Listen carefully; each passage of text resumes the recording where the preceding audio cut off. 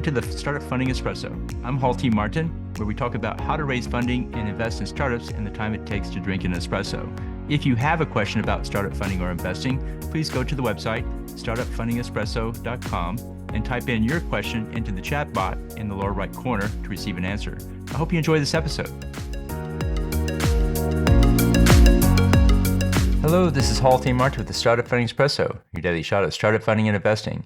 In raising funding, investor follow-up is the critical work of the campaign. Timeliness is a key factor. Each day that passes without the follow-up degrades the value of the interaction. Here are some tips on how to follow up with investors. After a pitch, set up a follow-up schedule starting with the day after the pitch. Then repeat the follow-up 3 days later, 1 week later, and 2 weeks later. This keeps the founder top of mind. Each follow-up provides new information about the business and how it is doing. Use the follow-up process to build a relationship with the investor and set up a system to track investors and plan out updates.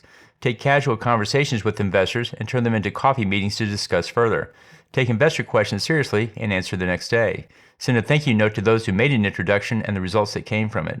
Timeliness of follow-up is as important as the content provided. Consider these tips on how to follow up an investor. Thank you for joining us for the Startup Funding Espresso, where we help startups and investors connect for funding. Let's go start us into today. Hall T. Martin is the director of Investor Connect, which is a 501c3 nonprofit dedicated to the education of investors for early stage funding. All opinions expressed by Hall and podcast guests are solely their own opinions and do not reflect the opinion of Investor Connect. This podcast is for informational purposes only and should not be relied upon as a basis for investment decisions.